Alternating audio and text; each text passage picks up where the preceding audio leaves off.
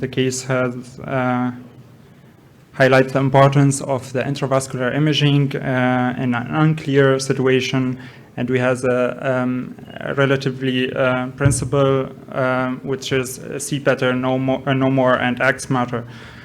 Our patient is a 65-year-old female who presented in the emergency room complaining about chest discomfort, dyspnea, and leg swelling.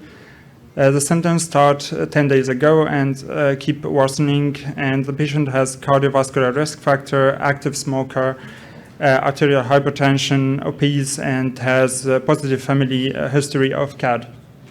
So the vitals were stable, so we have hypoxia and hyperventilation to compensate. The laboratory shows slightly elevated high-sensitive troponin, and by normal kidney function, the NT-proBNP was also high, and we have hyperlipidemia and normal lipoprotein A.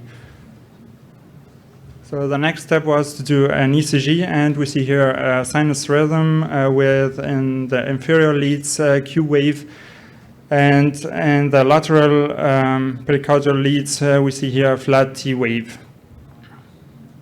So the echocardiograph show us a highly reduced ejection fraction with LVAF of 35%, global wall motion abnormality, more pronounced in the inferior, anterior, and lateral wall, and we have in the two-chamber view akinesia in the inferior apical segment. So we move the patient to the cath lab. So we can see here what we have expected after the diagnostic, that the right coronary artery was proximal occluded, and we have a retrograde collateral coming from the septal LAD, and from the LCX, the BLS, feeding the BDA and the BLD. Next, we see here the left coronary artery with multiple stenosis, subtotal med to distal optimal marginal stenosis, ending in a small vessel under 2 millimeter, which make a little bit difficult to intervene here. And the LAD has a long lesion in the med to distal vessel, including also a bifurcation stenosis LAD D2 Medina 111. So to summarize, we have a complex three-vessel disease involving all the three vessels.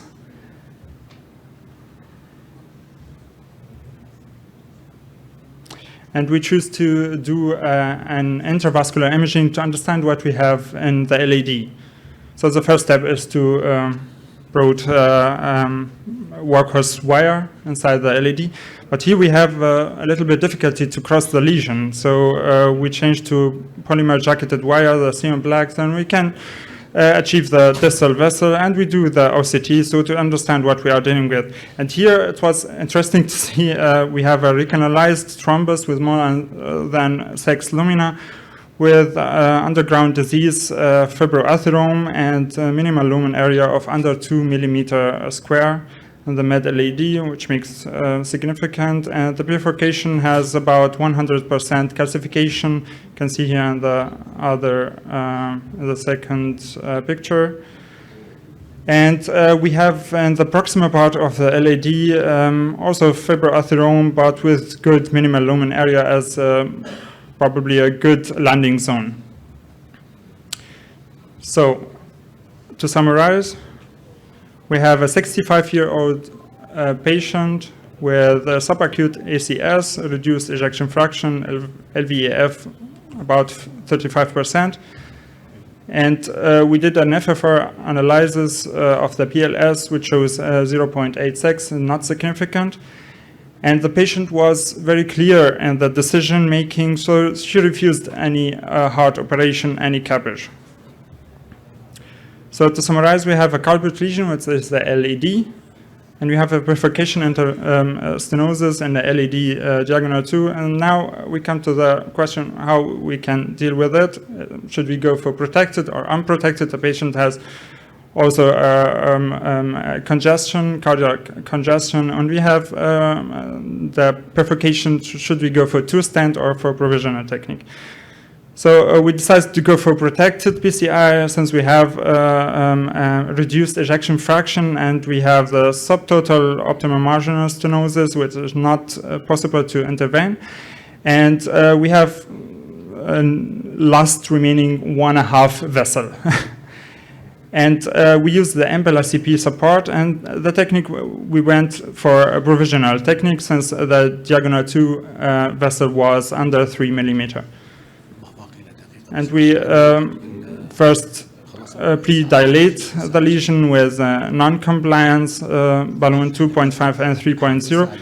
And then we implanted 2 DAS, did the pods, rewire the diagonal branch, have a nice result, and then do a DCP for the diagonal branch and end with the final kissing inflation, showing angiographic a good result. And in the OCT, we have the same situation, also very good result, no edge dissection, no thrombus, no complication.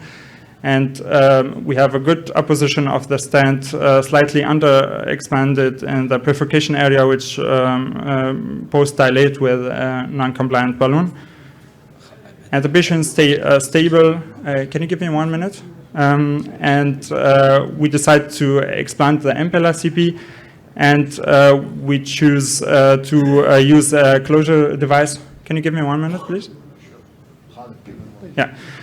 And to use a closer device, the Manta for French, and we can see here that the disc is closing the puncture site with no complication, no hematome, no pseudoaneurysm. And to summarize, take-home message, if the culprit region is unclear, so use intravascular imaging. It's very important here. Gather all the information and involve the patient in decision-making.